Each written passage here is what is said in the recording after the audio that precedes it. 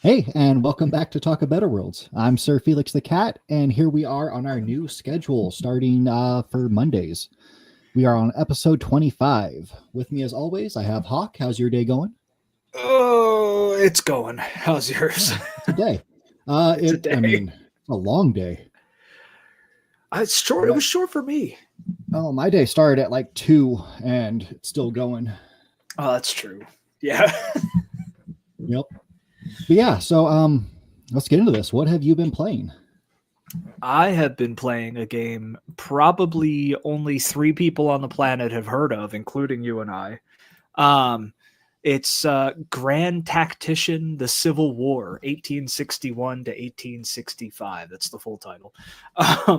And it's a really, really, really deep, like uniquely, extraordinarily deep strategy game, 4X strategy game. Well, saying it's 4X is doing a disservice. It's a unique strategy game based in the Civil War, and I love it. But what about you? Nice. Well, I beat a game, but the newest game I've been playing is Dragon Quest III HD 2D remake, which is just absolutely gorgeous. One of the things that kind of caught me by surprise is they added some voice acting, like not all dialogue is voice acted, but there is voice acting, and I was kind of caught off guard by that one. That was a nice little touch that they really didn't need to do, but I'm glad they did. Nice. Yeah, like the opening video, it starts off with voice acting. I was like, "Oh, this is dope! This is dope!" It's like, like it's been forever. Yeah.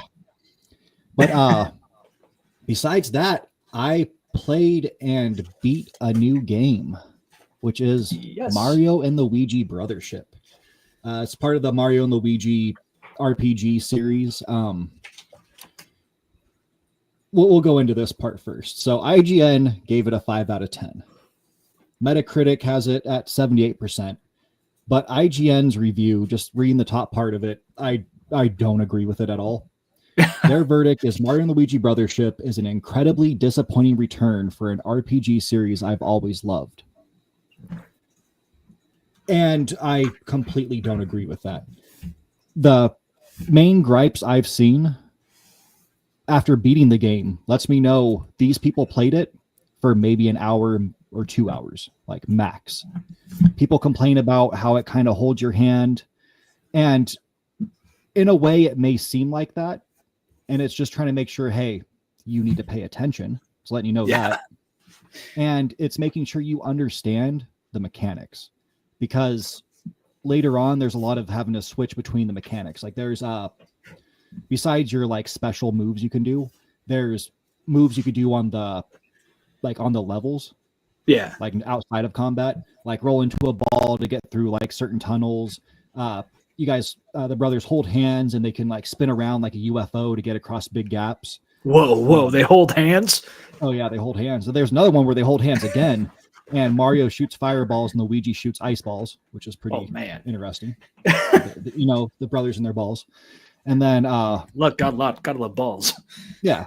And the other change they made to it that I've seen people gripe about is Luigi, you don't have to like really control him on the world map. If you jump up a ledge, he's going to follow you. And unless you basically jump to a bad spot where he also doesn't have room to land, there's a good chance he might fall. And yeah, if he can't get back up to you automatically, he'll start crying a little bit and Mario will turn back around to go back for him.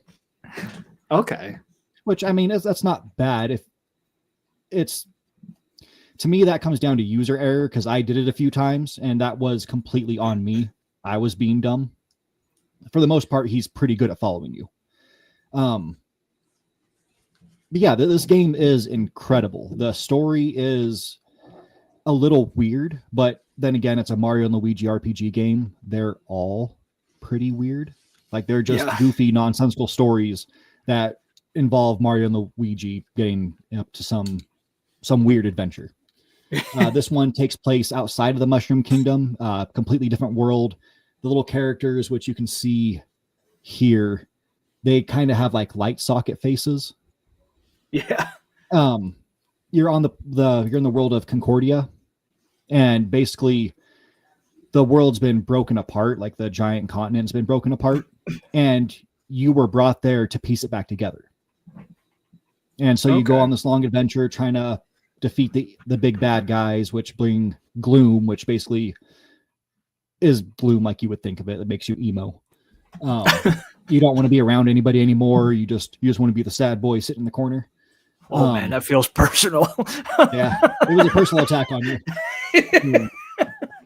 But yeah, it's a fun little game. The combat's good. The puzzles are pretty entertaining for the most part. There's some little mini games, which one thing I suck at in games in general is kind of like Dance Dance Revolution type things, like hit X when it gets to the right spot on the map or on the screen. Like Guitar Hero or something. Yeah. Yeah. And I'm just terrible when it starts going faster. Like I'm never going to play the hardest level on Guitar Hero. That's not for me. No. But yeah, that got kind of annoying, but if you fail enough times, it does go easy on you. It's like, hey, do you want to lower the difficulty on this? And you could. I mean, I'm stubborn, so I didn't. Just kept trying until I finally got it.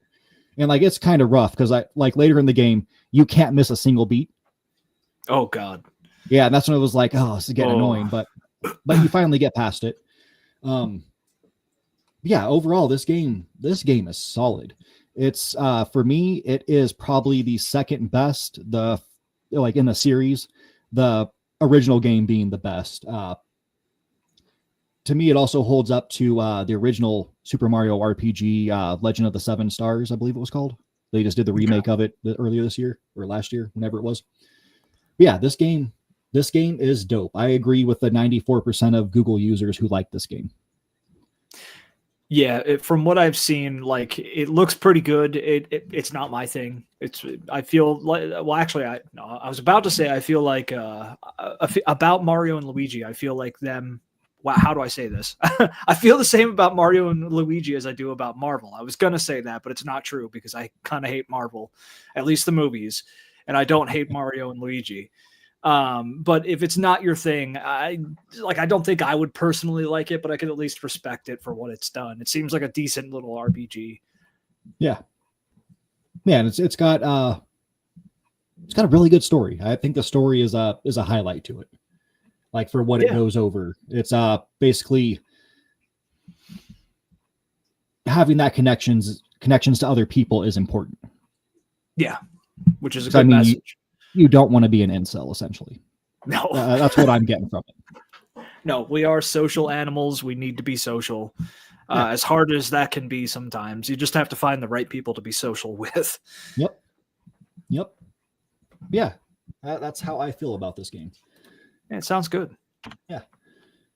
And so let's get into some news. Let's start off with some real news first. So the U.S. approved Ukraine to do long-distance missile strikes on Russia.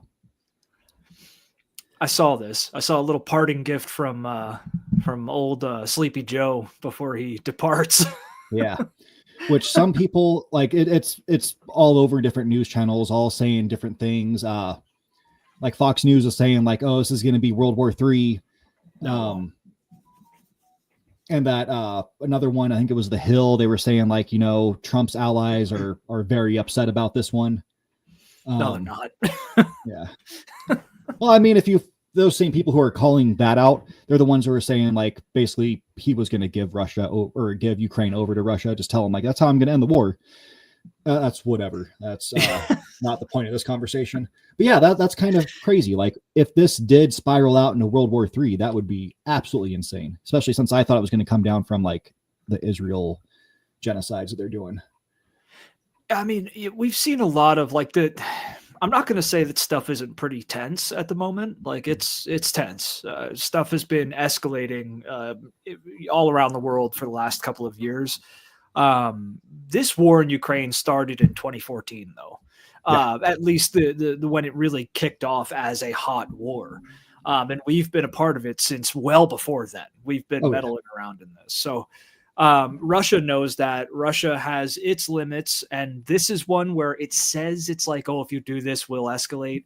But they've said that a lot. I don't think anything's going to really come of this because the Ukrainians also know if they push too far, they'll just be steamrolled. Like Russia will win this war. It's just a matter of when. So another thing I want to say about this is if I look at the Ukraine like outline, I kind of want to say, who's that Pokemon? That's just me. Anyways, that was just an interesting thing that was all around the news today. Yeah, we'll see what happens. Another fun one is, so Friday night, there was the Mike Tyson-Jake Paul fight. And yeah, aside from Netflix having all these issues where basically it did this buffering thing and some people got stuck just loading at 25% and it just wouldn't go anywhere. This, like for me, I watched the whole thing. I had to actually finish it the next day because I started to hit those issues, except for it worked on my phone, just not on my TVs, which was upsetting. That's been happening with Netflix for years, though. I've had that stuff. Yeah, it's just sad for like a live event, and especially since they're supposed to have like I think they're doing the Christmas football game. Yeah, or maybe it's Thanksgiving. It's one of them. I think it's Christmas. Yeah, so it's going to be interesting. But right away, so the most interesting thing that people were talking about is before the fight, like for the main card fight, Mike Tyson was being interviewed by his son in the like back room.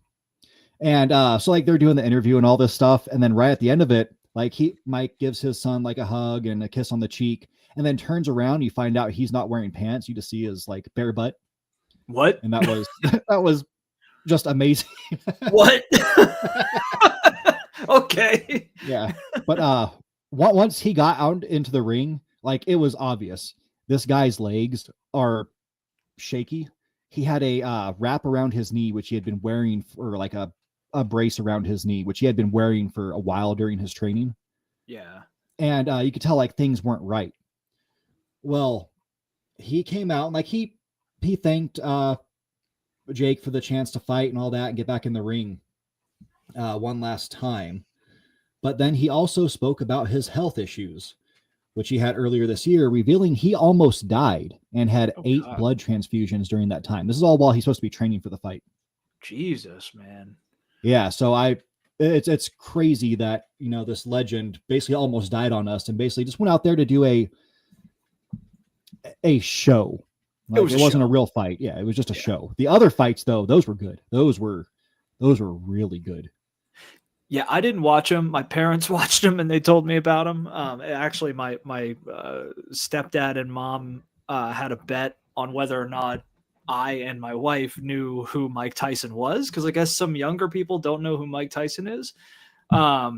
So they called and they were like, "Do you know who Mike Tyson is?" And we were like, yeah, like, how do you not know Mike Tyson?" Yeah. So we were a little surprised to learn about some, I guess, younger kids not knowing who Mike Tyson is. But yeah, it was a show. I think the Paul brothers are both diabolical pieces of filth. And I would love to see Jake Paul fight like Colin McGregor, for instance. Yeah. Well, he did say at one point, I can't remember the guy's name, but he said if he beats Mike Tyson, he then wants to call out, I think his last name is Alvarez, which he is a very good boxer. Yeah. And I would love to see that because he hasn't fought in like a real fighter. Like this is the closest thing he fought to a real fighter. And unfortunately, Mike Tyson had health issues. I would like to believe that if he didn't have any of these health issues and his like knee was fine, that he would have fought like Mike Tyson, and that would have been bad. That would have been bad for him. Yeah. But don't get me wrong. Like Mike Tyson could still lay anybody out. Well, I mean, but like common people out. Like me, if me or you squared up to Mike Tyson, we're done. Like, absolutely. In his current, like, there's no way. And I would say like Jake can fight. I mean, he's fought. He can fight. He's not great, but he's not terrible. But I'd love to watch him fight someone who's closer to his age and like 4 times his experience, like a real challenge, you know? Yeah.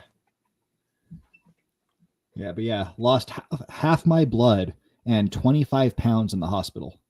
That's crazy, dude. Yeah, Mike Tyson he's still tough. He's a tough SOB, but like he's not the fighter anymore, you know? Yeah. Yep. Yeah, it was just cool to see him out there, even though it was just a show. Yeah. An exhibition. Yeah. And then next we have a Capital One business ad. Whoa. So this is Sponsored by Capital One. a story that I laughed at the second it came up. I don't know if it'll pan out. Kevin Feige, however you say his name, reportedly wants Tom Holland in Daredevil Born Again. No. Yeah, that's how I feel about it. Like, no, just please don't. What, does he want Tom Holland to play Daredevil or just to be Spider-Man in a Daredevil? Be Spider-Man in Daredevil. No more Tom Holland. I'm done, dude. Yeah. No. Yep, let's move on. Let's just move along. I'm tired of these people, dude. Yep. Yeah, do you like Charlie Cox's Daredevil, though? That I am like, I mean, heck, my last video was a ranking list of the Marvel Netflix shows, and that is my number one right there. The first and third seasons were savage. Well, and it spawned The Punisher, if I remember right, too. Yep. So I have to thank it for that. I haven't watched it, but I will at some point because I know like everybody who's anybody has said that it's a really good show. Yeah. Yeah, it is. It is beautiful. But yeah, I don't care for Holland's Spider-Man movies. I didn't find them remotely interesting. I don't find him remotely interesting. He did some movies that he got noticed for. I applaud that. Like, hey, if you get noticed for playing something, good for you. I don't think I like that. I like his Spider-Man. I actually like. I did enjoy the Spider-Man movies that he's done. I think I've watched all but like the most recent one, whatever that is, or the one where they all come together from the different universes, where real Spider-Man, Tobey Maguire, shows up. Yeah, I didn't watch that one either. Yeah, I haven't watched that one, but I didn't. I don't think he was that bad. I need to go back and watch the Andrew Garfield Spider-Man movies because I think people gave him a lot of shit when. Looking back on certain things, like some scenes that I've seen in interviews and stuff, I think he may have been the second best Spider-Man. And then Tom Holland is the third. So I need to go back and watch those. But I don't hate him. But yeah, and like for the Garfield ones, the swinging animation of him going through it is the best. Like that's one thing I will say. Like him web swinging is perfect in those movies. I just don't like his spider suit. It looks weird to me. Yeah. Yep. And then we have the GTA trilogy, the definitive edition. It finally got a new patch. This says on PC and consoles, and there was a misreporting going out that, Switch didn't get it in on it. They did get a patch. It's just not the same one that the other things got because it's Switch. But yeah, it looks amazing on it now. Like it looks really good on all the consoles. It looks just absolutely fantastic. But yeah, they've made it look better. It plays smoother. It's not so janky. And you can see here, like sharp corners are kind of like dumbed down a little bit so they don't look as bad. Because it was, especially this one, like San Andreas, it was jarring to look at. Yeah. And now it looks significantly better. Plus they gave it the classic lighting mode so it can look proper instead of like this, because this doesn't look good. Like doesn't look good at all. Yeah, the art style of San Andreas in particular does not lend itself to like a modern facelift. I think it would have worked a lot better if they just kept it as is and made it playable in widescreen higher resolutions. I think that would have been a hell of a lot better than what we got. Yep. Yeah, but I'm glad to see them do this, even though there is some controversy going on. So the company that actually did this definitive edition, like ported it and like enhanced it and everything, Rockstar took their name off of it. Really? Yep. The CEO of that company, I can't remember who it is. I don't know if it says it here. Yeah, it just says Rockstar. But yeah, it was they were completely removed from it. Like they're not in the opening credits. They're not in the ending credits. That's messed up, dude. Yep. And they did the work. Yep. Well, it's just like Rockstar's been pissing me off, man. Like we were told what? Red Dead 1 came out, I think 14 years ago. We were told about 2 or 3 years after that it would be impossible to port it to PC. Impossible. And another company comes along and does it. I mean, I'm surprised they haven't just tried to erase them from doing that yet. You know what I mean? Like Rockstar's been dropping the ball lately with some stuff, and it's small stuff, but I don't know. I think I'm eager to see GTA 6, and I think people are going to be disappointed in it. Yeah, well, yeah, because everybody's expectations is through the roof. Yep. I think But, it's not looking good. I've been mad at Rockstar since they came out with this beautiful game called Red Dead Redemption 2. And then they had like this online version of it, and they were just like, well, we don't care about this because we have GTA Online. Dude, GTA Online is disgusting. It was kind of fun. When it was still just the online portion of GTA 5, like way back in the day. Yeah. But it's become just this beast that is inaccessible to people who haven't been playing it since the start.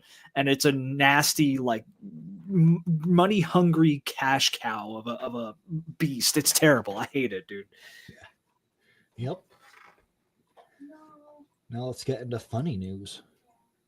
So Nintendo is suing a streamer for $7.5 million over pirated gameplay and promoting Switch emulators. He's not just like pirating games. He's pirating and streaming them before they release. And then here's what makes it better. So this dude, he has a huge set on him, just massive.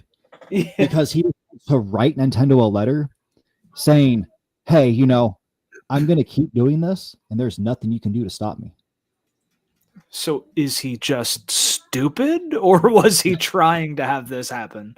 He's dumb. Like, that was the dumbest thing you could do. Oh God, dude. This is the one case where they will send a legit like Yakuza hit squad out to this guy's house. Like, this is a Nintendo, man. They've been around for longer than some smaller, newer countries. This is a company that's been playing this game for a long time, and they do not screw around. I don't like Nintendo. I don't like any megacorp, but you don't want to mess with them, Yeah. So the guy's name, Jesse Keeney? I don't know what that is. But Jesse allegedly knocked Nintendo's efforts by setting up new accounts each time one was taken down, even contacting the company with taunts. According to the lawsuit, he once bragged about having 1,000 burner channels and his ability to do this all day. So now he's Captain America. I can do this all day. Yep. He's stupid, dude. Well, bye-bye. Yep. I mean, he's done. Yep. Does he even have the money? Like, it's $150,000 per infringement with over 50 alleged incidents in 2 years. God. Oh, he streams on Kick too? Yeah. Okay, well that explains everything. That explains everything. Yep. He's a genius. Well, goodbye. Yeah, he's done. I mean, there's the other guy who was doing the whole like ROM thing, and he's paying basically Nintendo for life. Yeah. I forget his name. Well, wasn't he some like big fat? It was Bowser. Yeah. Yeah. Yep. Then bringing Nintendo again, Etsy accuses Game Boy publisher of piracy for selling its own games. What? Yeah, so they make the games and sell them on Etsy, and then Etsy was like, "Oh, you're pirating." Did Etsy not realize that they were the ones that were selling the Game Boy games, and Game Boy is the one who owns those games? Yeah, they were saying it took 2.5 months to finally get an actual reply instead of just the automated like instant response of like, "Oh, this is because you're pirating." Yeah, this is the hellscape we live in now. Good luck trying to talk to somebody if you have a problem. Yep. You just get quote AI. Yeah, well, I mean, there's been a thing with YouTube too. I've been seeing this on Reddit a lot. So people's channels are getting just straight deleted. Oh yeah. Like YouTube's just going through and deleting them, and it's an AI program that's doing it. Yep. And it'll say something crazy. Like some of them have been like for nudity, and they're like, dude, I do math videos. And then they basically try to go through like all the normal prompts, like, reach out to them on their website, and you're just talking to an AI bot. And it'll even tell you, I'm a real person. But it's not. It's just auto responses. All these companies, so AI just became a marketing scheme, and it's just it's really all it's ever been. That's all it will be until we actually have an actual AI at some point, and then who knows what the hell happens. But I've been fighting for this. It's not AI. I call it VI, virtual intelligence, inspired by Mass Effect, because that's what it is. It's a VI, and it's not even a good VI. It's pretty stupid and doesn't understand anything. It's just a query machine that's a little bit more advanced than stuff that we've seen lately, but it's still terrible. Yep. But yeah, so if that ever does happen to someone who has a channel, they have to go on to Twitter and talk to them on there. Because then that's actually manned by people, and you could eventually get to someone who can help you. For now. Yeah, for now. Until now. I mean, Twitter is already a hellscape, so Yeah.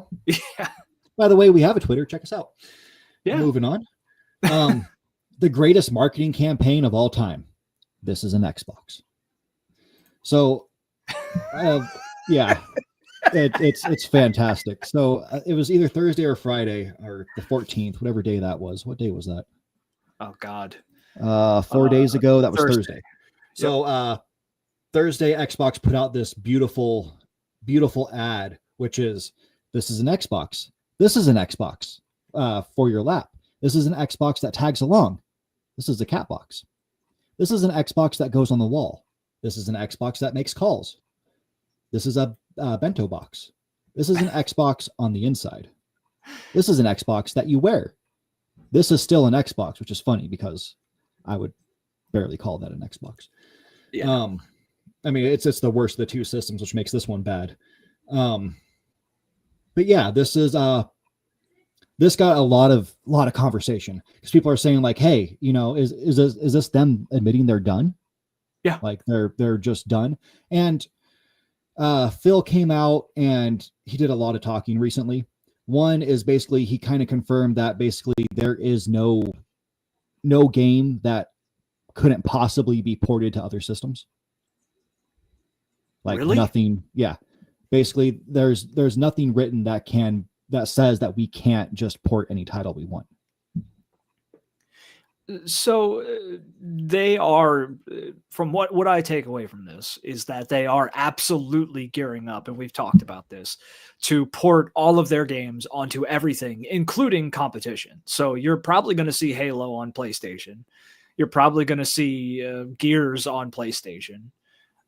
This is Xbox saying, hey, we failed in the console game, so we're going to go into the streaming game.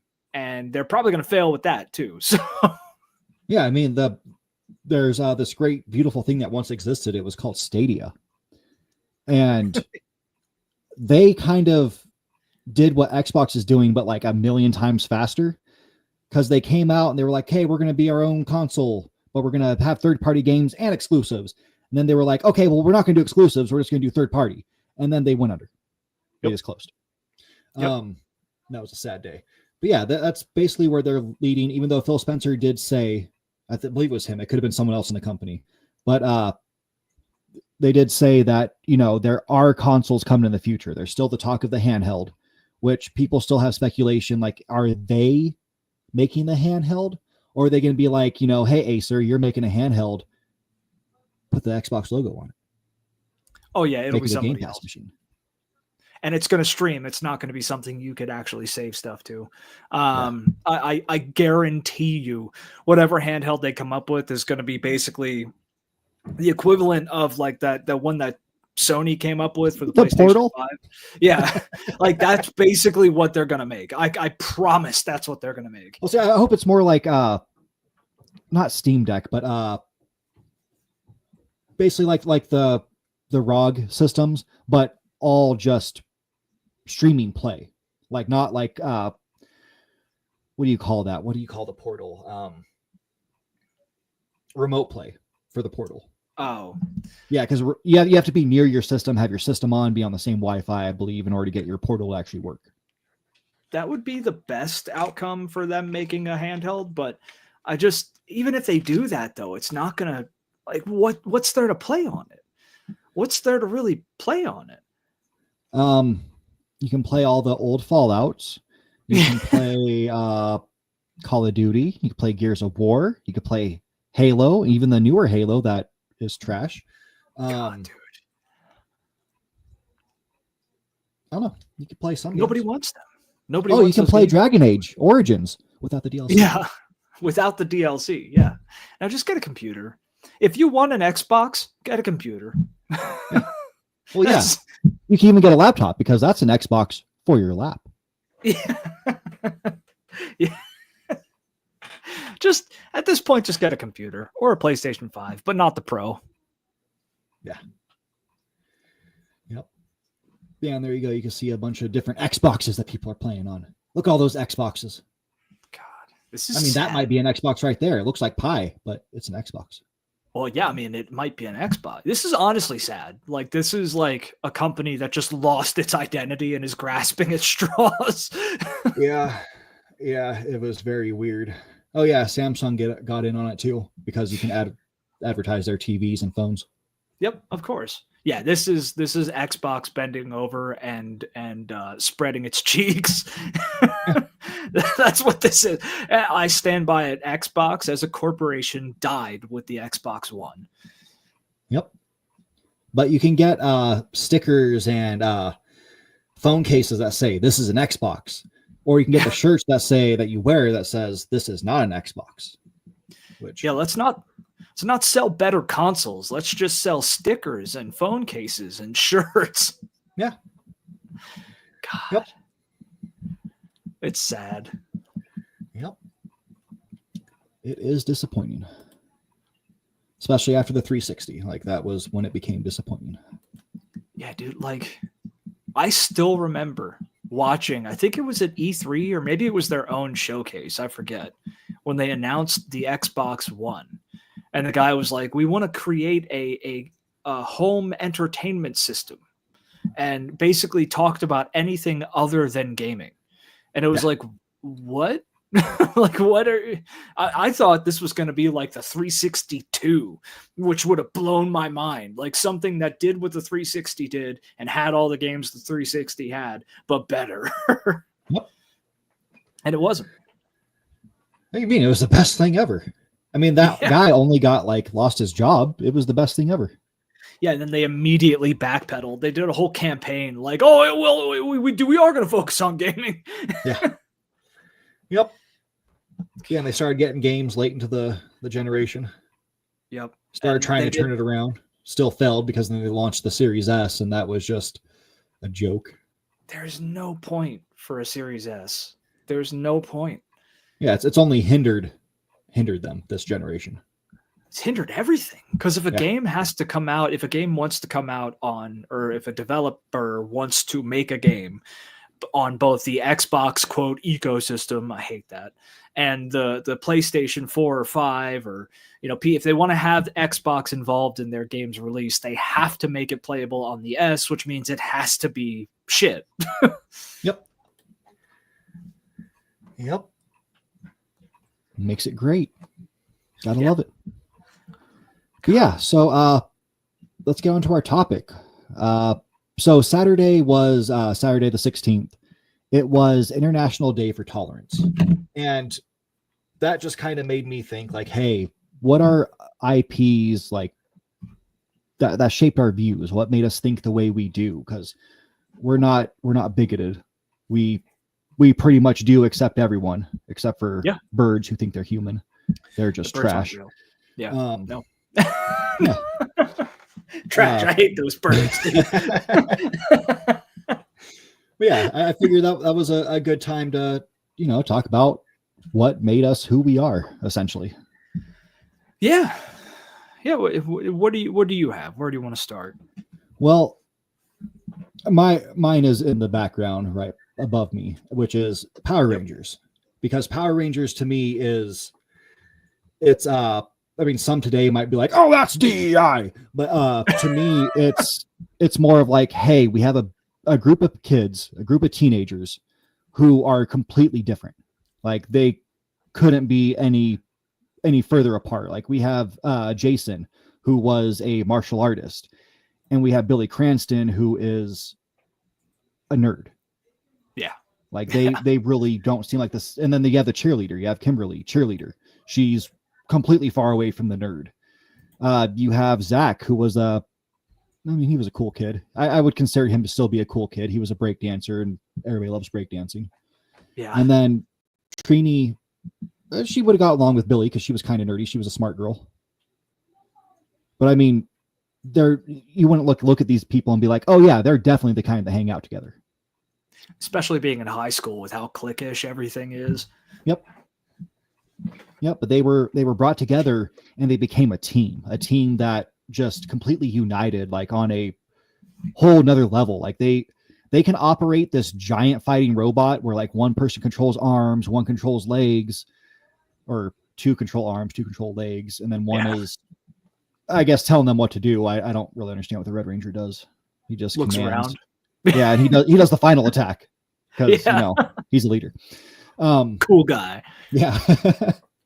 Yeah, like they were able to do that and like not have to tell each other like, okay, this is what you do now. This is what you do now. Do this, left, right, left, right, left, right. Like they just clicked. They were able to understand each other on a whole nother level.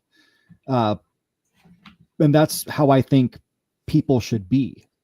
Like, I'm not saying like you have to walk up to a stranger on the street and like be able to read their mind. That would be a little weird. I don't want to know what people are thinking, but they accepted each other even though they're completely different. Like they could have turned around and been like, I mean, the martial arts is kind of jockish, and I'll admit the first season of Mighty Morphin Power Rangers, they were the bullies in school, like 100%. They were the school bullies picking on the two that were supposed to be the bullies. But they accepted each other and worked well. Like they didn't just start fighting with each other. They didn't pick on Billy for being a nerd. Like they accepted him. They saw like, okay, hey, you're a cool guy. You're nerdy, but you're cool and we like you. Yeah. I feel we should all look at each other that way. We shouldn't just like be like, oh, you're not just like me. You're trash. I hope you die. Which is how a lot of people today talk, essentially. Yeah. It's disgusting. It's sad. That there's a way too much like polarization, and I know you and I have talked about this before, where it's like for video games, you and I have very different tastes in video games. For sometimes we have a lot of overlap, but there are some things that I like that you don't like, and some things that you like that I don't like.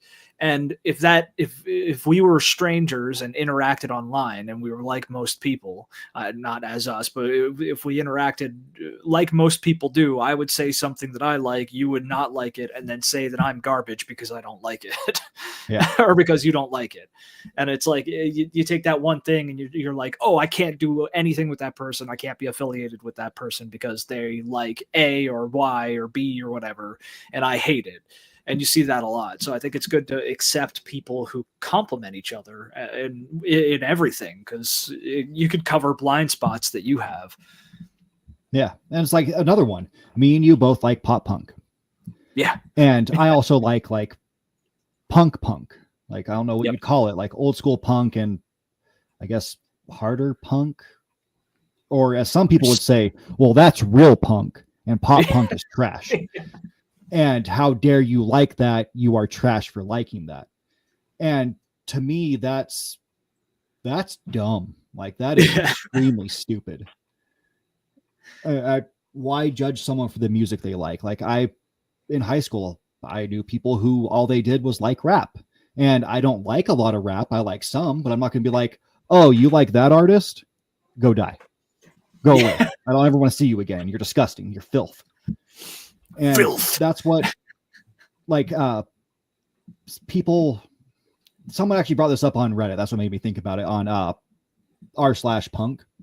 Okay. Is basically the guy has a friend and he was like, oh yeah, you know, I went to go see Green Day. And the guy was like, oh, they're fake punk, you know, you shouldn't like them. It's trash if anybody likes them. And it's like, that's ignorant. Yeah. One, because you can get into Green Day and Blink-182. And then you can also find out like, hey, there's I was gonna say a band that's canceled. I can't talk about them. That would bring up bad issues. I used to love their music. They're very good. Their songs were great. What the lead singer did outside of that was absolutely terrible when that came out. Yeah. Yeah. Oh, I read more on that. I'll talk about that really quick. This is very interesting. So I was reading about this the other day. The dude just straight up dipped out of the country. Like just ran away. Yeah. He emptied out his bank status. Accounts. Yeah. Emptied out his bank accounts, transferred them overseas and dipped. That's bad. Yeah. And it wasn't just one, it was multiple, with the youngest at the time being 12. Oh God, dude. Yeah. And that disgusts me because there's the messages in their songs were fantastic. Yeah. Yeah. It's just, dude, we talked about this before. Like, it seems like the moment you get famous, there's like a coin flip as to whether or not you're gonna try and diddle kids. Yeah, it's bad.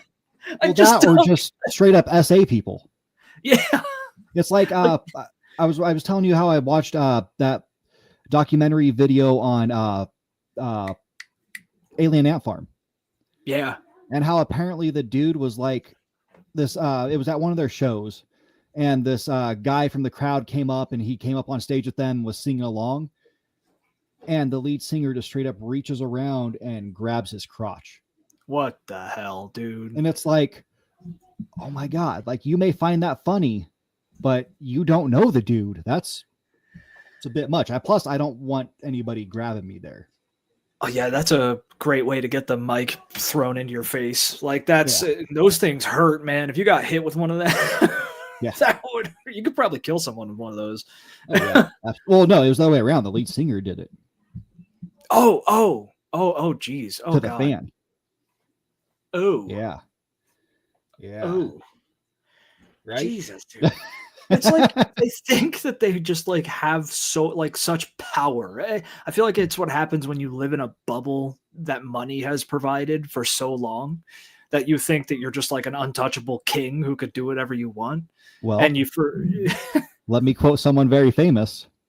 When you're rich or when you're famous, they let you do it. Yeah, well, some people it actually works. Like some people somehow actually become just immune to society. Yeah, we know a couple of them, or heard of a couple. I don't personally know. God, if I personally knew these people, I'd want to die more than I already do. No, I think to go back to the topic. Yeah. I guess we could be here for like 6 hours talking about this shit. I think that like it's good to accept people who, like I said, with blind spots. Everybody has blind spots. Like I have stuff that I don't know. You have stuff that you don't know. We have stuff that we suck with. We have stuff that we're good with. And I think when you have a team of people or a group of people who complement each other in ways where one is good with one thing, the other is good with the thing that the other one's bad at, you wind up having a stronger team for it. You see that in Power Rangers. You see that in DS9, Star Trek Deep Space Nine, which is my probably number one pick for that. And sorry if you hear banging in the background. I have work going on at the house. But you can't hear that. My pick is DS9, and the reason for that is because it is the same kind of story. It's a bunch of people from a bunch of different walks of life that come together and have to work on this space station that they took from an enemy faction that was made for aliens. So they're on an alien station, and they even say this, at least in the earlier seasons, where like working with the controls and stuff like that is really difficult because it wasn't made for humans, and it's a lot of humans and some other aliens working together, humanoid aliens working together on the station. But their diversity winds up strengthening them in situations that they face throughout the whole show. And they wind up getting into a war. And there's the whole Colm Meaney's character, Miles O'Brien. He's a veteran of a war that the Federation fought with the Cardassians before the time of the show. And he has to get over racism effectively through circumstantial racism due to having to kill people that were alien to him for a long period of time. And they go through that struggle because he doesn't want to see these Cardassians like he does, but it's reflexive for him because he fought them for so long. You know what I mean? Yeah. And that's a real, like, I did any of your grandparents fight in World War II? No, my grandpa was a cook in the army, but I believe that was like closer to Vietnam times. Or yeah, even Vietnam too. Yeah, any time we fought people who were different from our culture, you know what I mean? Like my grandfather, my dad's dad fought in Vietnam. That messed him up. My stepdad's dad fought in World War II. And that messed him up. And I've known a lot of veterans from Vietnam and World War II, and they face that struggle a lot. Some of them stick to their racist ways that they learned through the war.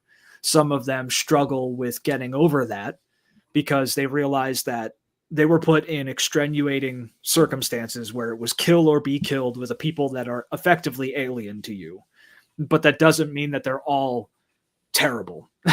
Yep. And it's a very hard thing to tackle. And DS9 did that too.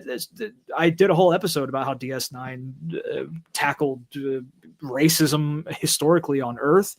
It's a great show that shows like why people who are different can work better together instead of having a team that's just copies of one mindset or one type of person. And I love it. Yeah. Well, yeah, I mean, just Star Trek in general, because you go back to the original series and you have, and I've heard it both ways, that it's the first kiss and it's also not the first kiss because it happened in an older show or something like that. But you had an interracial kiss.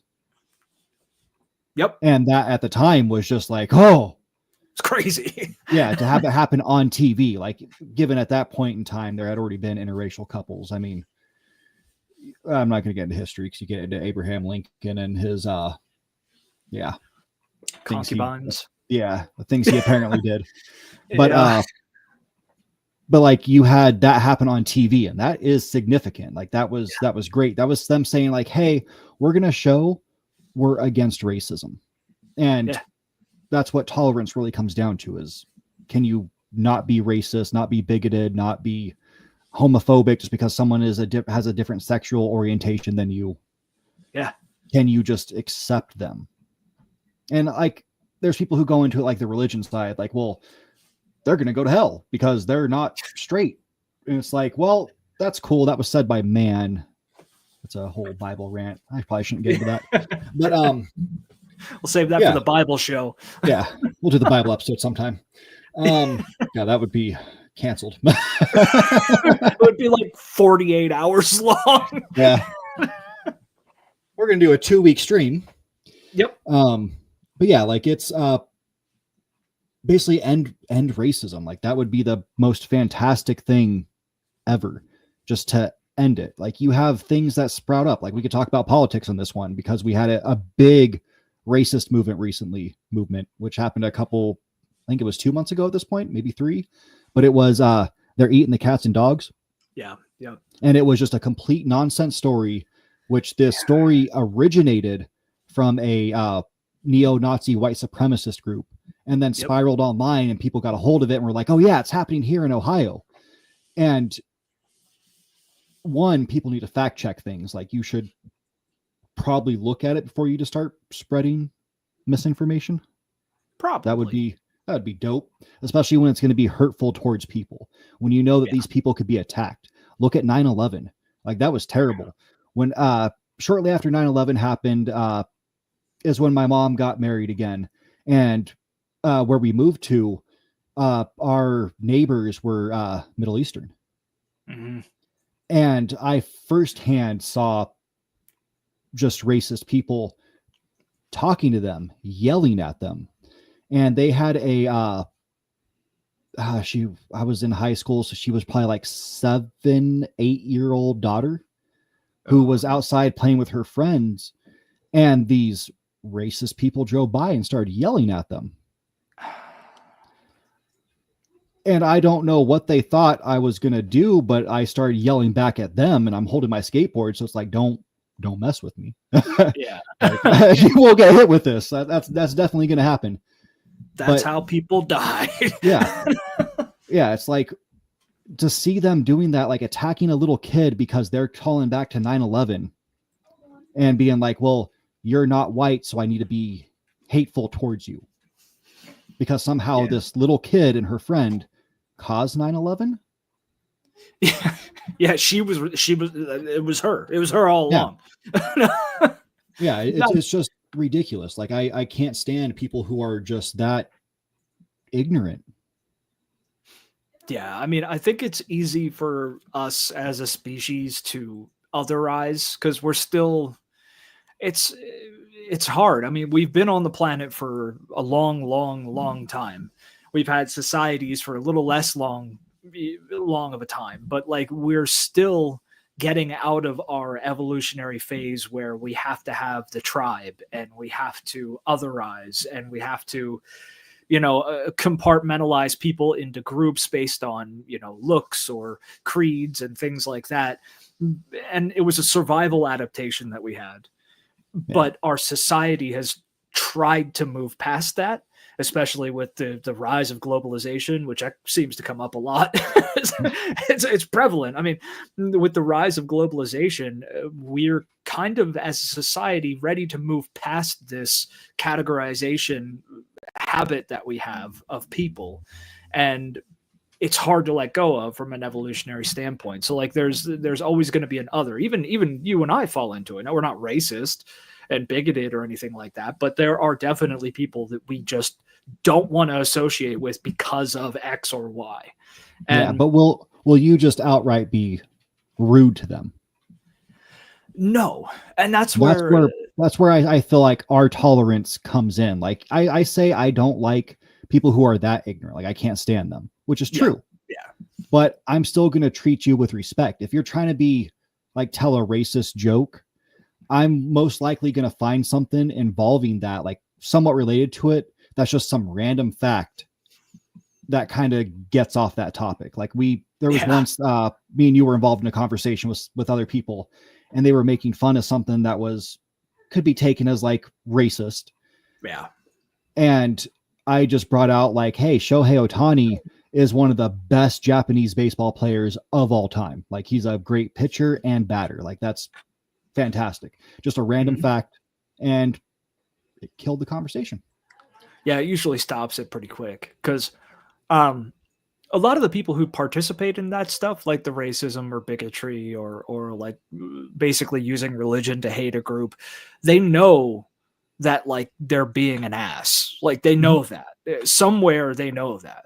And it's only when other people kind of enable that and you get the yes and agreement and everything that they kind of continue on that. If you kind of hard stop it in its tracks, usually you don't get much more out of them in that capacity.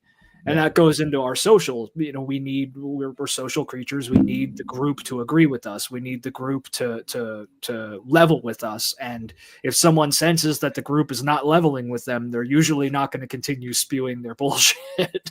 Yeah. Like there was one time when I was I was probably out of high school at this point. I was hanging out with one of my buddies and somebody that he knew.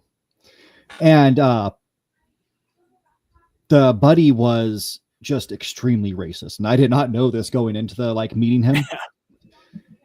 And at one point, it's just us. We're not around anybody. But he drops the N-word, and I nervous laughed. I was like, whoa, what? Not expecting that. I'm chuckling, not because I find the fact that he said it funny, but it was the nervous chuckle. Oh my God. It's the shock. You really just say that. Yeah. And then he didn't say it again for a while. And then we're walking to a store near our house. At first we were far away from our house. Now we're near our house, walking to a store that we go to often. And there's a black guy across the street, and he starts yelling it, saying it, well, not yelling at him, but saying it loudly, F this N-word. And we're just whoa, dude. Whoa. You said it once, and I nervously laughed, but no, dude, you gotta calm down with that. You can't be doing that. You cannot be doing that. Yeah, that's not cool, man. Yeah. Yeah, that was bad. And like, yeah, I feel bad for like doing the nervous chuckle, but yeah, it was like a shock thing. Like, oh, like what did this really just happen? Like, did he just say that? You and I know not a lot of people do that, but you and I both do that. Where like we'll laugh when something is it's like terrible, Yeah. like something terrible will happen, and we'll laugh because it's, I guess, comedy. Well, we're absurdists, but also comedy is part of how we deal with stuff. But Yeah. it's just kind of like a shocked, oh wow, God, okay, Yeah. Like, this is life. yeah. Oh, whoa. Yeah. Yeah, no, but I think there are some really good pieces of media out there that kind of stress the message of tolerance, and with more than just race too, because I think it should go beyond just race. Like with Power Rangers, they do. It's I mean, did they really touch race? I know there's the black guy, the Asian chick, like, but Not really. They don't like outrightly bring it up. At least not that I know of. From at least I haven't watched every season, but at least up to what I've watched, which is like 13 seasons or 4. We got pretty deep into it, but yeah, I don't remember them actually like outright saying anything about race. Yeah, I guess it would be a little too touchy for what was intended as a kid's show. Yeah, I mean aliens, kind of in a way, because they do deal with aliens there and monsters. Oh yeah, and in Lightspeed Rescue, there is an episode where this monster, who, they're Power Rangers, they're basically fighting monsters all the time. There's one that's friendly, and they actually go out of their way to protect it because he's cool. Like, they were able to talk to him and relate to him, and they want to keep him safe. Like, so they treat, if you don't want to be evil, be good, and they have his back. So they do it on like an individual basis. So they meet a chill alien and they're like, oh, even though you're an alien, you're chill, so it's cool. Yeah. Yeah, we only fight the ones who are doing bad things, and they don't just come out and throw the first punch either. That's the nice thing about Power Rangers, is they kind of chill back and talk. Like, I mean, even in the first, well, it would be the second season, they will like meet like the big bad, and they will talk to them first. They'll like tell them like, stop this. Yeah. Which, I mean, they're not just coming out there and being like, oh, you're different, we're just going to kick your butt. They're not going to see a monster just chilling in town and just jump him. If he's doing something bad, they're going to try to stop him. They're going to like talk to him first. And if the person fights back, then yeah, you're going to get your butt kicked. Well, and see, with Star Trek, here's another facet of it that it's going to get a little political, but it helped inspire and influence my views on unions and unionism as a whole. I mean, my political position is the unions are central to my political beliefs, but basically the whole idea of the union to me is incredible, because if it's done right, if it's done as it should be, it doesn't matter what your political ideology is. We're both in the shit together, and we can both talk to each other as equals in the shit and work together towards a better situation for whatever we're working in. And that's where Star Trek definitely inspired me with that, because I don't care, if I'm trying to start a union at a job or something, or if I'm getting involved with unions elsewhere. I don't care what your political affiliation is. I don't care what religion you are. I don't care, I don't care about anything like that. If you're struggling and you want a better environment, that's what I care about, and we could work together for it. And that environment allows for a dialogue between people who otherwise would probably have never talked to each other before. Yep. And I think that's key. I think we need that. We need more of that as a society. Yeah, absolutely. Absolutely. It's just, yeah, unionizing, just not even just work related, just in general. We should all unite. Yeah. Like, imagine how beautiful the world would be. Like, well, let's say he wasn't just a piece of trash half the time, and Elon Musk used his money for like good things and teamed up with like other people who were wealthy, like Bezos, and they want to do good things together, and they made something that benefits humanity, not just pockets, but humanity. Yeah. Dude. And got people out there who, you know, may not be the most like the richest people, but they have skills. And it's not just so you can pay them a low amount, but work together to benefit everyone. Yeah. Around the world, not just one country, around the world. What makes me probably the most upset about everything that we're dealing with as a planet, as a species at this point, is the fact that there are 10 people who live on this planet who could literally radically change everything for the better for everybody tomorrow. Yep. They could do it. Yeah, they could. And not even have a dent in their own, like, that we could keep capitalism. I'm not even saying like socialist stuff. Like literally you could keep everything as it is, but materially change the lives of every human being on the planet. And they could still have more money than they'll ever be able to spend for the rest of their life if they tried. Yeah. That could happen tomorrow. Yep. And it's because of greed is the biggest one, but greed and nationalism and religion and the otherism and racism, these things all hinder our progress as a species. And I think another thing Star Trek did for me is think about, I don't look at America and I don't look at myself like I'm not an American. I mean, I live in America. It's the title bestowed upon me, but I try to see myself more as a human on the planet Earth. And that's where we're all humans. We're all on this planet. We're sharing this planet, and globalization is starting to help with this. More and more people are coming along with this, but we have to start thinking of each other as brothers and sisters and whatever the hell, whatever you want to be, on the planet. You know what I mean? It's not a nation. We're a people on a planet, and we need to work together like that. Yep.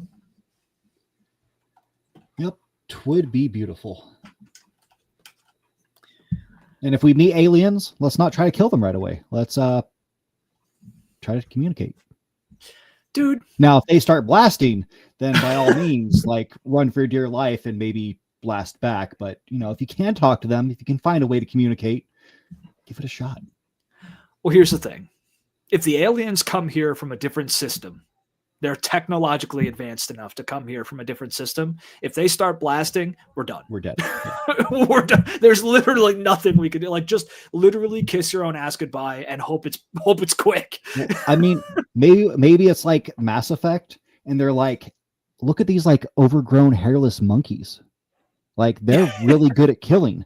There's a big bad after us. Let's recruit them. Yeah, dude, that's one of the answers to the Fermi paradox that terrifies me. You know, the big bad out there. I don't know the actual like name for that answer to the paradox, but like, if there are aliens out there, the reason we haven't met them is because they're keeping quiet because they know about something it's just unfathomably bad. Yeah, well, we just need to be Power Rangers. Well, I mean, if we had Power Rangers, it'd be a little bit of a different story. We also need to find Voltron because, you know, that's another superpower that we need.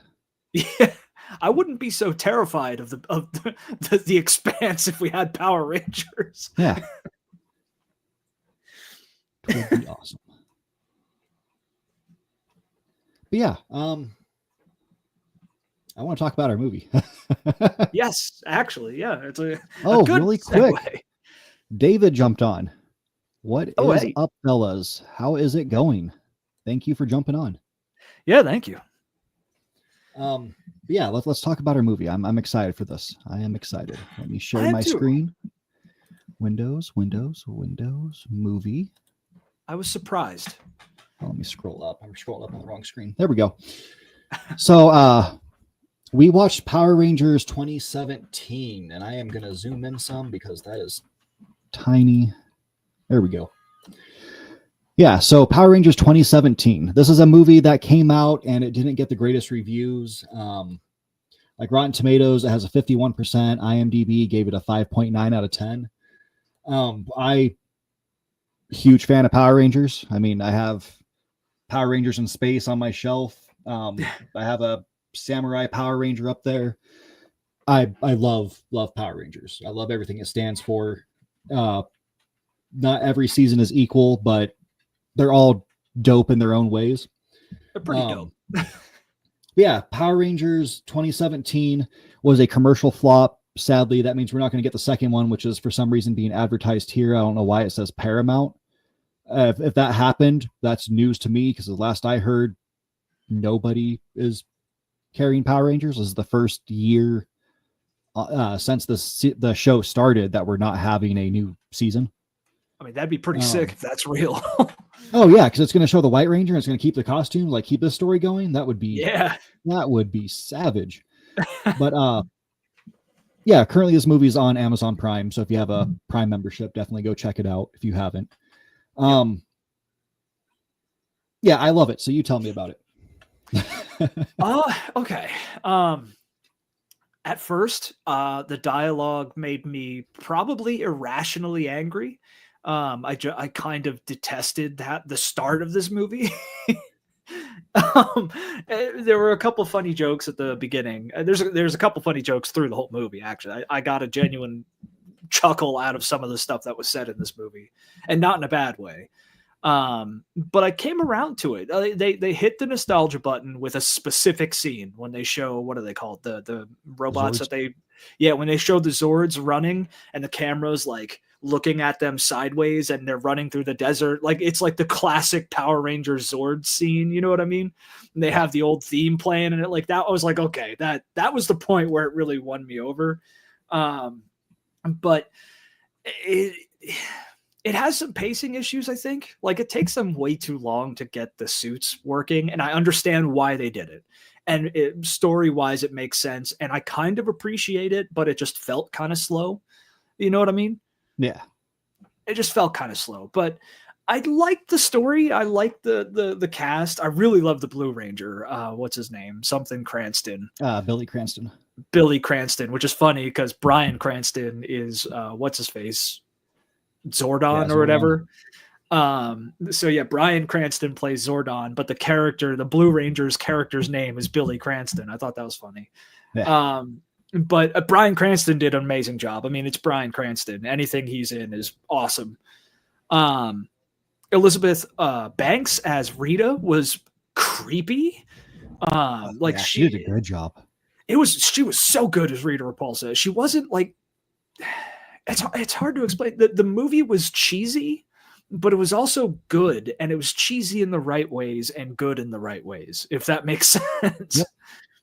It was just the right amount of cheese that it needed to be, because it's Power Rangers. I mean, the concept is stupid. It's Power Rangers, but like, it was done really well, and it's really cool, and I was pleasantly surprised with the movie. I don't know why people didn't like this.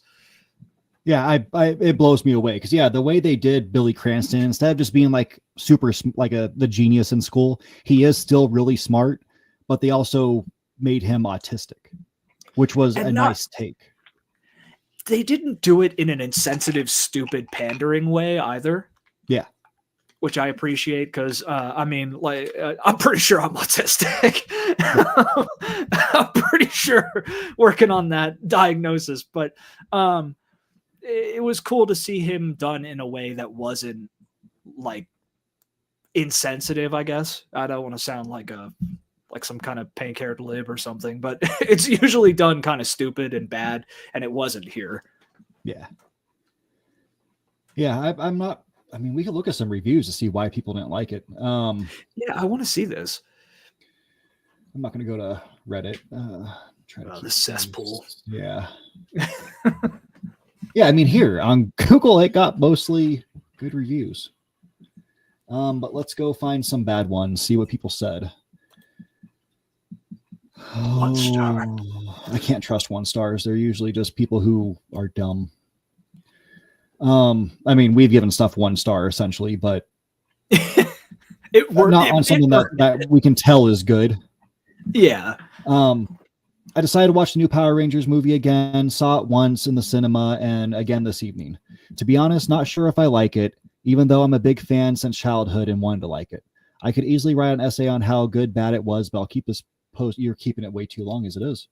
Let's go. Yeah, that's a book, bro. So I also I also prefer the 1995 Mighty Morphin Power Rangers soundtrack, which you were talking about the soundtrack. That has nothing to do with it. They modernized the movie because it's not 1995. I gotta say, I was I genuinely hate the soundtrack. shocked when I discovered the budget for the new movie, a 50 million max. What was that? Well, no, so I hate the soundtrack. The soundtrack is disgusting. They had the OG Power Rangers theme, which was dope, but for like a scene. But most of the other songs I just don't think worked. That's my personal opinion. But it looked like $105 million. Yeah, I love one of the first songs they play. It's one of my favorite songs by 21 Pilots. Yeah. Which song was that? Yeah, it looked. I mean, the CG was fantastic. I'm. You talking to me or you talking to her? Oh no, I think we're off time. No, I asked what song was that at the beginning. It's when he's driving the truck and it crashes. It's 21 Pilots. It's not like their rappy songs. It was more guitar strumming. It would sound almost acoustic. I can't remember the name of the song, but if I hear it, I know which one it is. That one was good. I did like that one. Yeah. And then I think they played another one that was decent when he's riding his bike. I don't know why that stands out to me. Like when Red Ranger's riding the bike. But also not a fan of the cast. They got it all wrong because I'm assuming because he's saying the Black Ranger wasn't the black guy. Kimberly wasn't, Kimberly looked close enough to how she's supposed to be. Billy Cranston wasn't the white nerdy guy. He was the black kid. I'm sure that's what they mean by got it all wrong. Yeah, that's my guess. But, It worked. I don't see how Mighty Morphin Power Rangers was campy anyway. Part of having a gay ranger who wasn't even played by a gay person.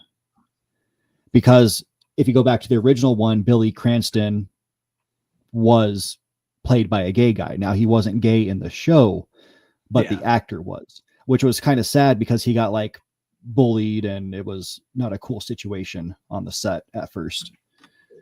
I don't think it was by the other cast. I think it was more by the production people. Probably, even though they're all probably gay too. Yeah, we're going to move on. That one's just way too long. He has a lot of weird gripes. Malcolm in the Middle. Not one of my favorites. I prefer the original Power Rangers TV show instead. The only Ranger I rooted for was the Blue Ranger because he's awesome. I felt sorry for him in this. I know he's supposed to be autistic. I myself am mildly on the spectrum, but they could have had him do more fighting and be more heroic.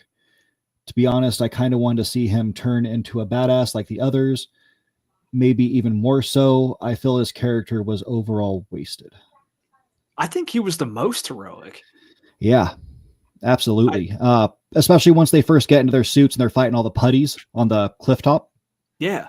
He's the one who's running on their heads, taking them out. Yeah. Like the stuff that he did, I mean, he was the first one to get his morph too. Yeah, I don't know. People just don't seem to like it. But yeah, this person says it right. They're good. A good thing about it, I'm not going to say the only good thing, is the costumes. The suits are dope. I love the suits. They're not like the old ones. They're not, I'd say, cheesy and cheap looking. There were like full CG suits that just look awesome. And the visual effects were beautiful. Yeah, I like the suits. I will say the suits, they went a different direction than I thought they would with the suits. I think they could have been cooler looking. I would have probably designed them a little bit differently. I would have probably made them a little closer in line to how they used to look in the old show. I don't get the whole big purpley blue diamond thing on their chest. Yeah, that was a little weird. But and I also don't like how while they have the suits on, they open up their masks like 3/4 of the time they have their suits on. Like, just let them have the helmet, like the full helmet. Well, yeah, and later, that's the thing. So one thing with this, which is why I don't agree with some people's takes on this, is there's a lot of throwbacks. Like they kind of made this movie for people who have watched the show. Because I mean, it was made by I think you pronounce his name Saban. That sounds right, yeah. Or Sabin. But yeah, it was made by him. This is the last thing he did before, because this flop, he ended up selling to Hasbro. Okay. But yeah, there's like throwbacks. Like there's a scene with the Red Ranger's dad in a truck near the end before he crashes. And he says, I forget one of the cross streets, but he says, I'm on Mariner Bay and a town that starts, or a street that starts with R. Mariner Bay is Lightspeed Rescue. That's where it's set, is in the city of Mariner Bay. And the other one was, I believe, a season after that, or 2 seasons. Well, that's cool. I mean, I watched the first Power Rangers show when I was a kid, but I never revisited it. But that's pretty cool. Yeah, and then in the original Red Rangers, Mighty Morphin Power Rangers, they would take off their helmets and talk to each other at times. Oh, and then in Lost, I think it's Lost Galaxy. Yeah, Lost Galaxy. That's when they really started doing a lot more of the masks opening up. Like at least the eye part, that whole sheet of plastic would open up, and then you could see who actually was underneath the helmet. Oh, okay. Yeah, so it kind of became a staple for the show. After that, they did it a lot more. Yeah, I see. I wouldn't have known. I get why they did it then, but I just their helmets look so cool, and they get such little screen time with them. Yeah. Yep. And then in the game, Power Rangers Fight for the Grid, or Battle of the Grid, I think it is. It's one of those. The only one they put in there was the Blue Ranger. I was kind of sad. Oh, that's stupid. Yeah, I mean he's cool. He's not the best character in the game. But he's not bad if you learn his moves, even though everybody's moves are pretty much the same, just different speeds. Well, that's a missed opportunity. Oh, there was a huge missed opportunity. They could have had all the Power Rangers in there. You know how dope that would have been? Like spend time and make them unique, like how they would fight. Yeah, like each an individual fighter, they have their own, because that's how they are in the shows. I mean, I don't even need to see all the other shows to know that like each of them has their own style and weapons and stuff. Yep. Absolutely. But yeah, this to go back to the movie itself, this movie is dope. I love it. Apparently a lot of people don't. A lot of people do. They gave it a trash score, 2 out of 5. But yeah, I say check it out. What about you? Oh yeah, I definitely say check it out. If you're a fan of the old Power Rangers, you'll have a lot more to find in this than I did. But even if you just watched Power Rangers as a little kid and just have an affinity for the IP in general, I think it's pretty cool. They don't disrespect it. They did a good job, and it's not like I put this in the same category as I do Pacific Rim. It's a fun, popcorn summer action movie. Yeah. Yeah, absolutely. With good CG. Yeah. not perfect, but good. Yeah. Yeah, I mean, like Goldar is a little weird. It takes me a while to get used to him. He is better than the first Thor movie, where they had the big metal what is he called? The Destroyer. Yeah, whatever. That's bad. That one's rough. Yeah. We'll just say it's rough. It's rough.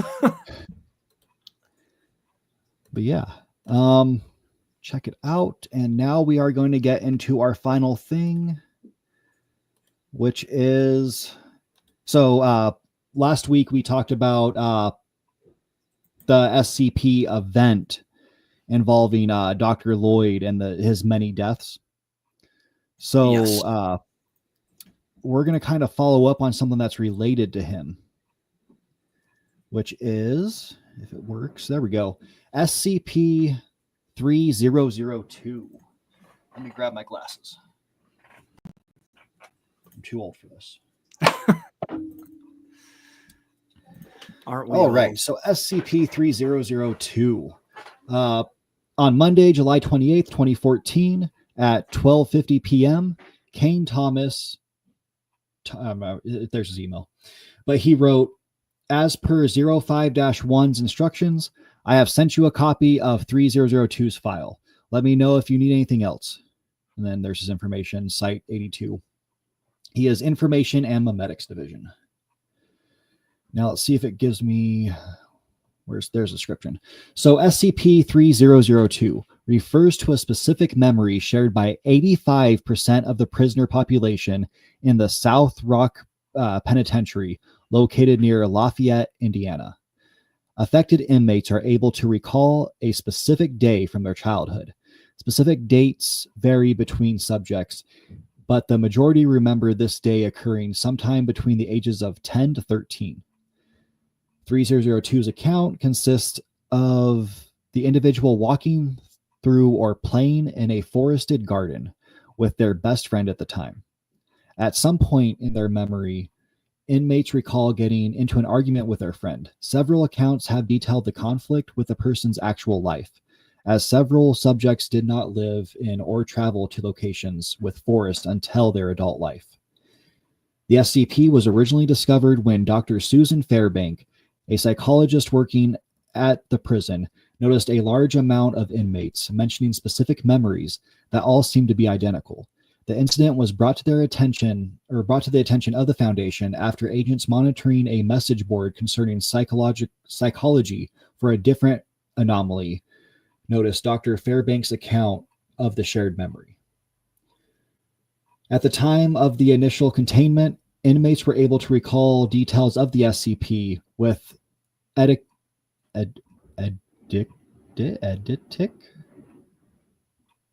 Where's with the clarity. word going? Yeah, I don't know what that is. I've never said that. I've never read that before. Dick? But with clarity.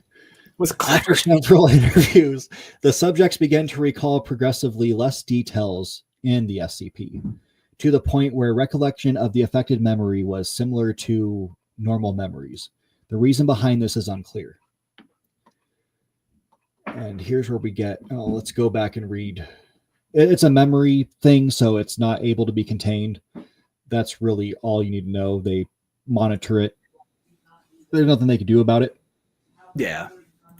So I'm not really going to get into containment. But Addendum 3002-1. John Baelish was incarcerated in South Rock Penitentiary in 2006 for multiple accounts of breaking and entering, aggravated assault, and vehicular manslaughter. Dr. Lloyd was chosen to conduct this interview. Yes, his name is the only reason I chose this one. But anyways, begin log. Dr. Lloyd enters the interview room and takes a seat. Baelish was led to the room shortly after and secured to the table. Baelish: you know, I kind of dig these new blocks, but I thought I was in for a transfer. Dr. Lloyd: well, it's not a normal transfer and most likely won't be permanent. I'm Dr. Lloyd. I have a few questions to ask you. Well, that's a shame. You folks got good grub. Right. Would you like some water or something else to drink before we begin? Sure. Why not? Right? It's a weird response. The water will the water will be here in a moment. Now, John, if John is what you go by, I want you to think back to your childhood. Are there any memories that stand out to you? Fun birthdays? Broken bones? Days in the park? Anything? Subject waves his hand dismissively. Call me whatever, but why do you care? You some sort of shrink? Please answer the question. Fine, whatever. Giving it some thought, I remember the 17th of January, 1997. Me and John... Wait, what? I thought his name was John. Okay. It is. His name is John. So John and John. Me and John were playing in Brum Woods, a park where we grew up. It was between me and John, so we... John?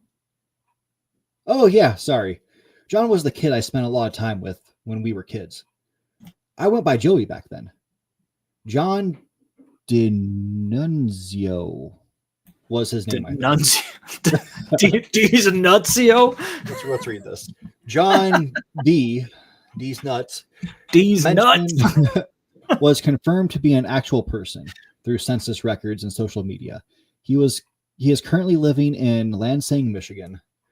Or Lansing? Yeah, Lansing, Michigan. Yeah, Lansing. Observation has revealed no anomalous effects. Okay.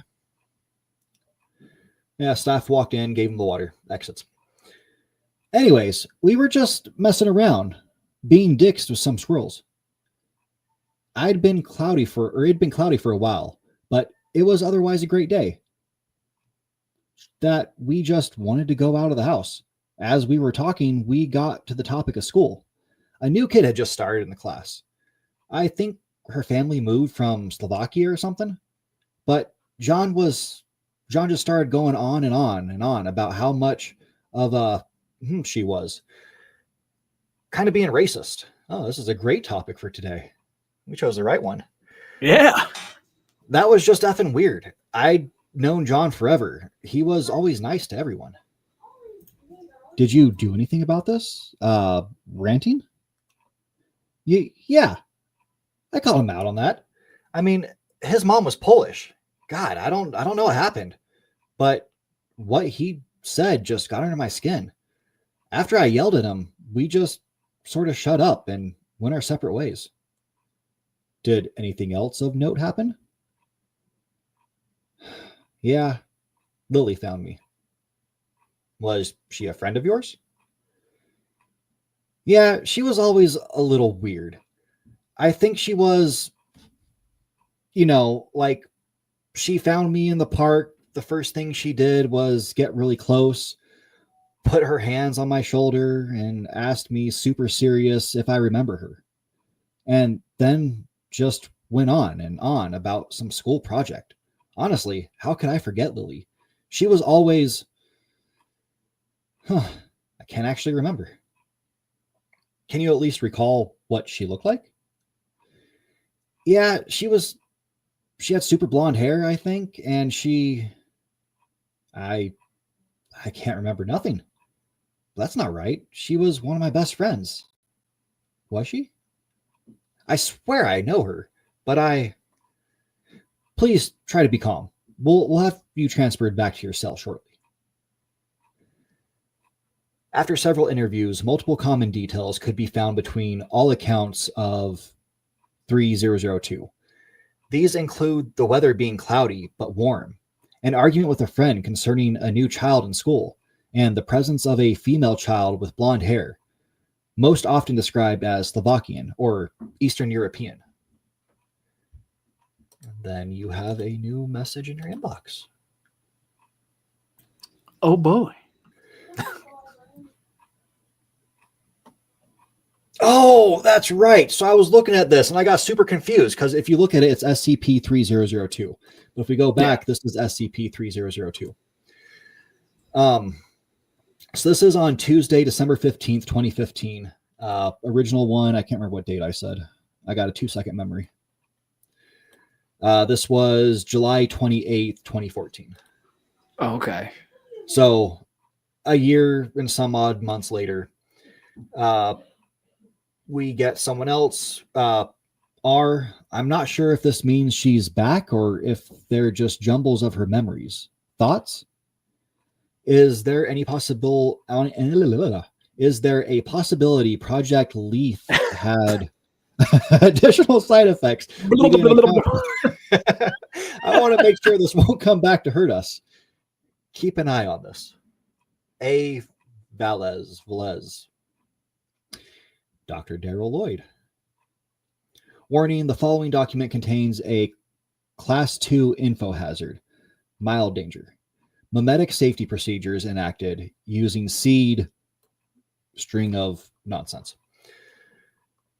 And this is the same SCP, but instead of being object class safe, it is now Euclid. Okay. Okay. is there a description? So 3002 is a class 2 contagious mimetic hazard with limited effect on the memories of subjects exposed to it. The anomaly implants a memory within the subject's mind, which subjects identify as their own. 3002 is transmitted through any communication describing the anomalous memory, including text and speech. Oh, so we're going to get this. Good. Yep. That's it. We're getting it. We read the interview. We're on Poison my mind. 3002 memory is typically set in the subject's youth. All accounts have been the subject spending time in a local park with a person they considered their best friend. Several details are consistent between all memories, including the fact that the day in question was cloudy but fairly warm. That the subject and their school and their friend got an argument about the new child at school. And the new child was Slovakian immigrant by the name of Lily. Last name. Veselka. Yeah, that. Occasionally, subjects will recall Lily sitting on a bench near them and ask them specific questions. All other details differ between subjects. -1 is most often described as having pale blonde hair and appearing anemic. Subjects recall her asking them very specific questions, generally about herself or a project that is assumed to be related to school.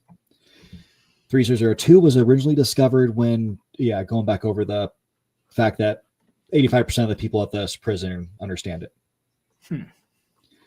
And then here is a bunch of accounts of it, which I'm not going to go through them all, but you can see their actual workers who are came down with it. So we have a janitor, an active agent, senior researcher, redacted, senior researcher, redacted. And these are all in, I'm assuming, one day because, it's on redacted 2016. Huh. Yep. Yeah, edits reverted. That's interesting. Yeah, I wonder who these redacted people are. Yep. Well, this one was part of Risawit. Yeah, yep, Risawit. Risawit. Yep. Yeah, there's another one of us going into the issue. I'm not going to go through this one. It's basically the same story. Then we have another thing where we can click on this. And now we have another year later. Oh, okay.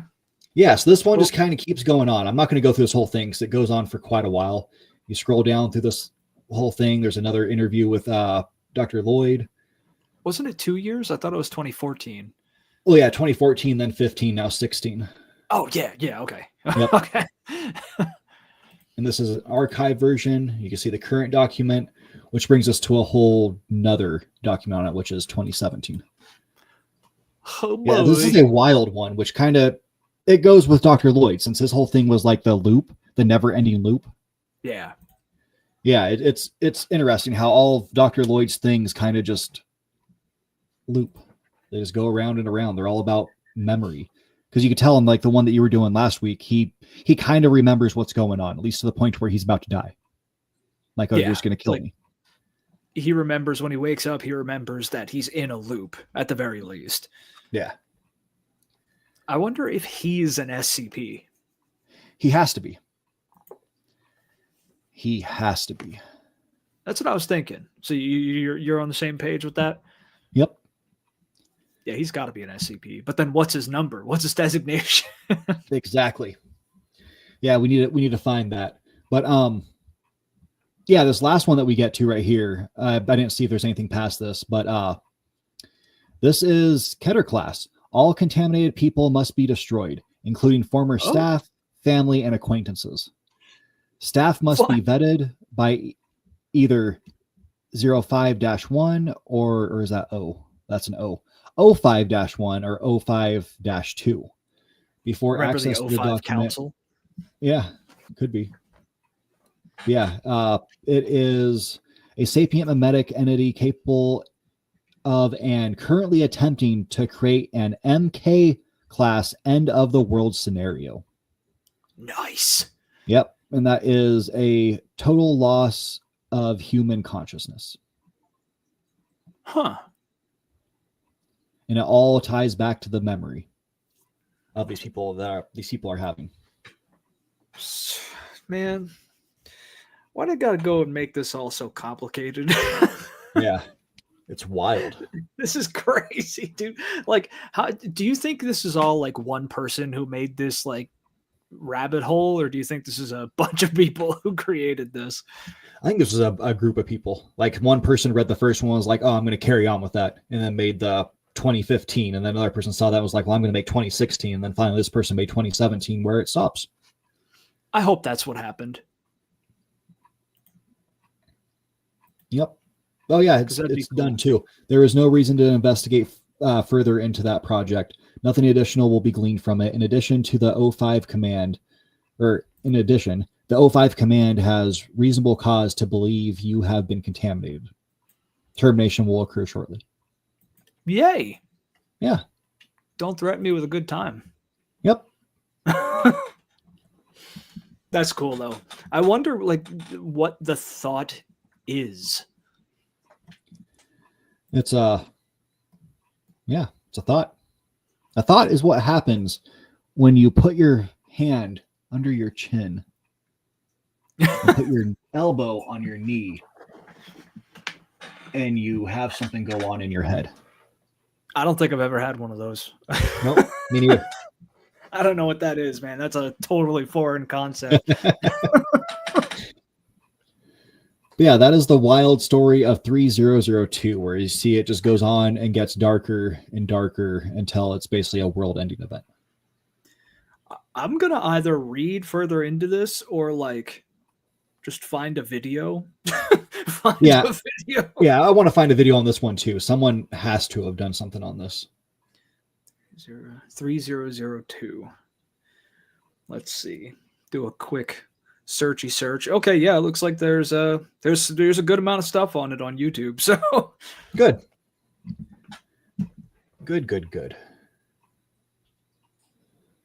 Yeah, it's a pretty wild one. I like this one. Yeah, the brain virus. Yep. Attempts to assassinate thought. Well, then we're That's safe. Dope. Yeah. What's that? Thought? Is that like thought? Yeah, and then next week, I'm going to give a sneak preview of what we're doing next week. I had mentioned this one, and it's kind of related to what we did before, because there was 952, which was the lady outside the door. Yeah. This is SCP 952, which is a music album. Oh. Yep. Are they related? Nope. Huh. Nope. That was some dope cover art. Yeah, that's the one we'll go into next week, which sounds interesting. It is math rock. Math rock. Oh boy. Oh boy. Yep. Everybody likes progressive rock. Yeah. Oh man. Some of it's okay. Yeah. Yeah, sometimes. But yeah, that was pretty much all we had for this week. Yeah, this is our new Monday time slot. Starting at 7 p.m. Eastern, going on to at some point when we stop. Whenever we stop. Yeah. Yeah, maybe we'll do that, 48-hour stream, 2-week stream, whatever it is. Just work right through it. It's okay. The first ever 1-year stream. Yeah. Thanks for checking us out. And yeah, look forward to our videos that are coming out this coming week. We are on a goal to try to get 100 subscribers. I'd prefer it to happen by the end of this month, but the goal is for the end of the year. We're sitting at like 95 right now. And yeah, 95. Yeah, hopefully we make that by the end of the year. That'd be really cool because that would be 7 months into it. Yeah, 7 months and 100 subs, over 90 videos and 25 podcasts. Yeah. It's a lot of stuff. Yeah. Yeah, we have a lot of content out so far. Yeah, we do. Yeah. Yeah, definitely check us out. Let people know about us. Like, share, subscribe, all that fun stuff. And you guys take care. Stay safe.